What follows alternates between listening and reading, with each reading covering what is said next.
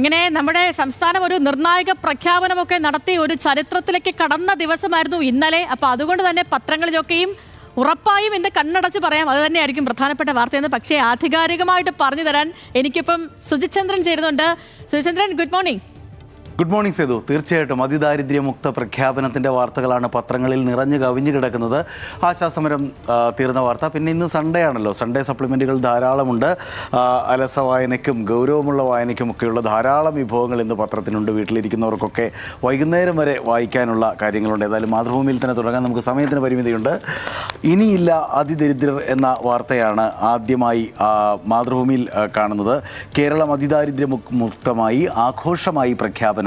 ഇതാണ് യഥാർത്ഥ കേരള സ്റ്റോറി എന്ന് മുഖ്യമന്ത്രി. പിന്നെ അതിൻ്റെ എല്ലാ ഡീറ്റെയിൽസും ഉണ്ട്. ചിലവായത് 1000 കോടി രൂപയാണ്. 64,000 കുടുംബങ്ങളെയാണ് അതിദാരിദ്ര്യമുക്തമാക്കിയത്. ആ കുടുംബങ്ങളിലാകെയായി 1,03,000-ഓളം പേരുണ്ട്.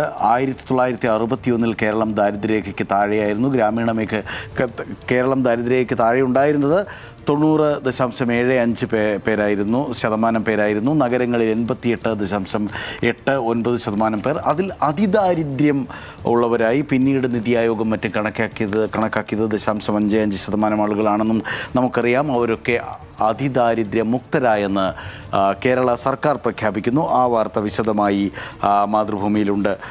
മുക്തിയില്ല തർക്കത്തിൽ എന്ന് അതിനോടൊപ്പം ധാരാളം വാദങ്ങളും ഉയരുന്നുണ്ടല്ലോ.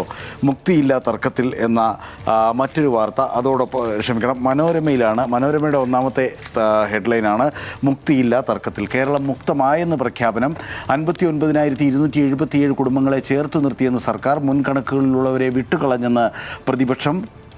അതിദരിദ്രർക്കുള്ള ഫണ്ട് വെട്ടി ഉദ്ഘാടന ചടങ്ങ് എന്ന് തുടങ്ങി ഈ മാതൃഭൂമി കൊടുത്ത വാർത്തയുടെ നേരെ എതിരുള്ള ആംഗിളിലാണ് പ്രധാനമായും ഈ വാർത്ത ലേഔട്ട് കാണുമ്പോൾ തോന്നുന്നത്.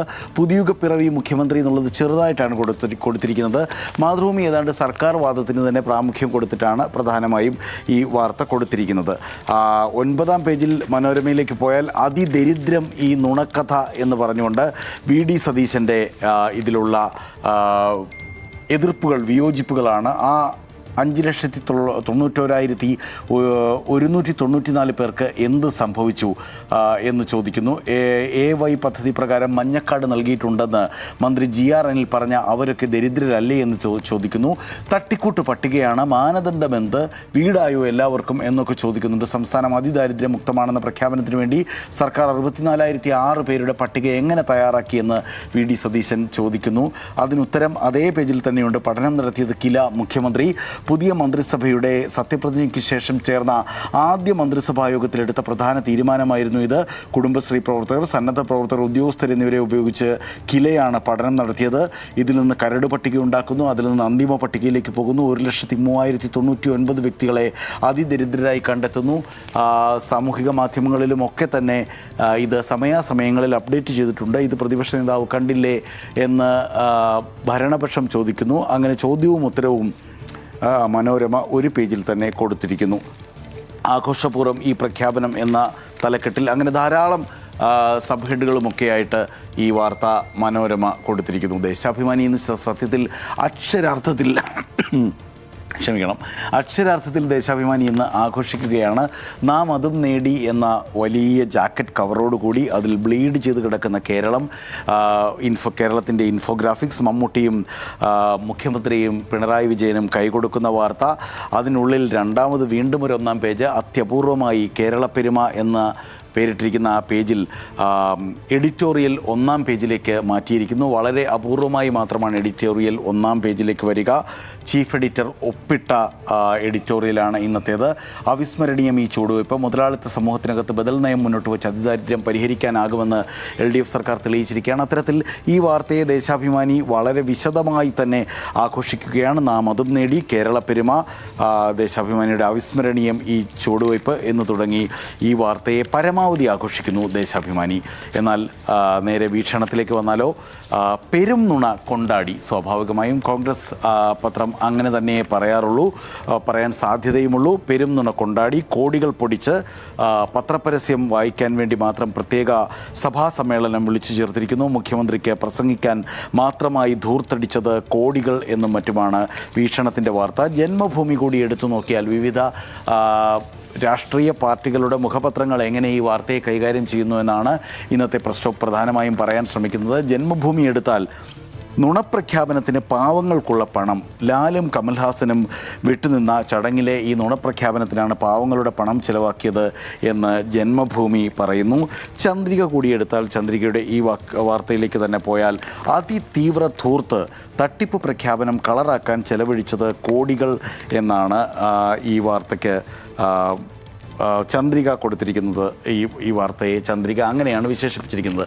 വളരെ പെട്ടെന്ന് രണ്ടാമതൊരൊറ്റ വാർത്ത കൂടി എടുത്താൽ ഇന്ന് ഇന്ത്യ ദക്ഷിണാഫ്രിക്ക ഫൈനൽ നടക്കുകയാണ്. ഗേൾസ് ഫിനാലെ എന്ന് മലയാള മനോരമയുടെ ഒന്നാം പേജിൽ തന്നെയുണ്ട്. ഇന്ത്യൻ ക്യാപ്റ്റൻ ഹർമൻപ്രീത് കൗറും ദക്ഷിണാഫ്രിക്കൻ ക്യാപ്റ്റൻ വോൾവർട്ടും ഫൈനലിന് മുന്നോടിയായുള്ള ട്രോഫി ഫോട്ടോഷൂട്ടിൽ എന്ന ഒന്നാമത്തെ പേജിൽ ആ വാർത്തയുണ്ട്. കനവിൽ ഒരു കപ്പ് എന്ന മനോഹരമായ തലക്കെട്ടാണ് സ്പോർട്സ് പേജിൽ കൊടുത്തിരിക്കുന്നത്. വനിതാ ലോകകപ്പ് ഫൈനൽ ഇന്ന് ഇന്ത്യ ദക്ഷിണാഫ്രിക്കയെ നേരിടുകയാണ്. വനിതാ ക്രിക്കറ്റിലെ ആദ്യ ലോക കിരീടമാണ് ഇരു രാജ്യങ്ങളും ലക്ഷ്യമിടുന്നത്. ഇന്ത്യക്ക് വലിയ പ്രതീക്ഷയുണ്ട്. ഇന്ത്യ കപ്പിന് വേണ്ടി കാത്തിരിക്കുകയാണ്. വളരെ പെട്ടെന്ന് നമുക്ക് ഹിന്ദു കൂടിയെടുത്താൽ ഹിന്ദുവിൽ Proteas stand between women in blue and glory. Proteas എന്ന് പറഞ്ഞാൽ ഈ ദക്ഷിണാഫ്രിക്കയുടെ ദേശീയ പുഷ്പമാണ്. ഇന്ത്യക്കും ഗ്ലോറിക്കും, ഇന്ത്യ ആ മഹാനേട്ടത്തിനുമിടയിൽ പ്രോട്ടീസ് പുഷ്പങ്ങൾ വിടർന്നു നിൽക്കുന്നു എന്ന കാവ്യാത്മകമായ മനോഹരമായ തലക്കെട്ട് കൊടുത്തിരിക്കുന്നു ഹിന്ദുവും. നമുക്ക് സമയം പരിമിതമാണ് എങ്കിൽ പോലും മാതൃഭൂമി മാധ്യമം എന്ന് തുടങ്ങി ധാരാളം സൺഡേ സപ്ലിമെൻറ്റുകളും ഞാനിന്ന് എടുത്തിട്ട് വന്നിട്ടുണ്ടായിരുന്നു. ഇന്ന് ധാരാളം വായിക്കാനുണ്ട്. ഈ ഹിന്ദുവിലാണെങ്കിൽ അടൂർ ഗോപാലകൃഷ്ണൻ ഋത്തിക് ഘട്ടകിനെ കുറിച്ച് എഴുതിയ ബ്ലഡ് ഇൻ ഹിസ് വെയിൻസ് എന്ന മനോഹരമായ ലേഖനം, മാഗസിനാണല്ലോ ഹിന്ദു ഞായറാഴ്ച തരിക, അതിലുണ്ട്. മാതൃഭൂമിയിൽ സത്യൻ അന്തിക്കാടും ശ്രീനിവാസനും തമ്മിലുള്ള ദീർഘ സംഭാഷണം ഇൻ്റർവ്യൂ ആയി വന്നിരിക്കുന്നു. ഐക്യ കേരള കോളനി എന്താണ്? വാരാന്ത്യ മാധ്യമത്തിൽ കേരളത്തിൻ്റെ ചരിത്രത്തിൽ സവിശേഷ സ്ഥാനമുള്ള കല്ലാറിലെ പട്ടം കോളനിക്ക് ഐക്യ കേരളത്തിൻ്റെ താല്പര്യത്തിനായി, കോളനിയെ പറ്റിയുള്ള വാർത്ത, ഐക്യ കേരളത്തിൻ്റെ താല്പര്യത്തിനായി സ്ഥാപിക്കപ്പെട്ടതാണ് അതിബൃഹത്തായ കോളനി. അങ്ങനെ കേരള രൂപീകരണത്തിന് മുമ്പ്, ഐക്യ കേരള രൂപീകരണത്തിന് മുമ്പ് ഒരു കോളനി എങ്ങനെയാണ് കല്ലാറിൽ സ്ഥാപിക്കപ്പെട്ടതെന്ന കൗതുകകരമായ വാർത്ത. രാഷ്ട്രീയ കൗതുകങ്ങളൊക്കെ ധാരാളം എഴുതാറുള്ള RK ബിജുരാജിൻ്റെ മനോഹരമായ കൗതുകമുള്ള ആ ഒരു റിപ്പോർട്ട്. അങ്ങനെ വാരാന്ത്യ പതിപ്പുകളും പത്രങ്ങളുമൊക്കെയായി ഇന്നത്തെ ദിവസം സമ്പന്നമാക്കാനുള്ള ധാരാളം വായന മെറ്റീരിയൽസ് ഇന്നത്തെ പത്രങ്ങളിൽ നിരത്തിയിരിക്കുന്നു. സിധു. ഓക്കെ മിസ്റ്റർ സുജിത് ചന്ദ്രൻ, ശരി. അപ്പോൾ ഹാവ് എ ഗുഡ് ഡേ.